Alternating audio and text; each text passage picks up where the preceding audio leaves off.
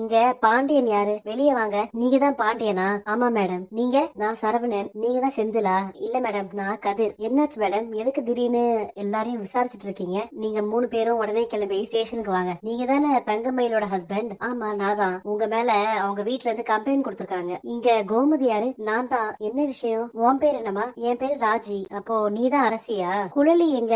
உங்க எல்லார் மேலயும் உங்க மருமக வீட்டாளுங்க கம்ப்ளைண்ட் கொடுத்திருக்காங்க. நீங்க 3 பேரும் ஸ்டேஷனுக்கு வாங்க. உங்களை விசாரிக்கணும். மயிலும் அவங்க வீட்டாளுங்க தான் எல்லா தப்பும் பண்ணாங்க. நாங்க எதுவுமே பண்ணல. அதெல்லாம் ஸ்டேஷன்ல வந்து சொல்லுங்க. உங்க வீட்டுக்காரரும் ஸ்டேஷனுக்கு தான் வருவாரு. மொத்த குடும்பத்து மேலயும் தான் புகார் கொடுத்திருக்காங்க. நடங்க. சின்ன பசங்க, அதுவும் பொம்பளை பிள்ளைங்க, இவங்க எல்லாம் எதுக்கு ஸ்டேஷனுக்கு வரணும்? கூட்டிட்டு வாங்க இவங்க எல்லாரையும். விடுங்க ப்ளீஸ், விடுங்க. எல்லாரும் வண்டியில ஏறுங்க. கோமதி, ராஜி, என்னது இது? எல்லாரையும் கூட்டிட்டு வந்திருக்காங்க போலீஸ் ஸ்டேஷனுக்கு. என்னங்க, எங்களை இங்க இருந்து கூட்டிட்டு போயிடுங்க. ரொம்ப பயமா இருக்கு. என்ன சொன்னாலும் கேட்காம எங்களை அரெஸ்ட் பண்ணி கூட்டிட்டு வந்துட்டாங்க. எங்க என்ன எதுக்கு கூட்டிட்டு வந்தீங்க? நான் என்ன தப்பு பண்ணேன்? என்னங்க இது?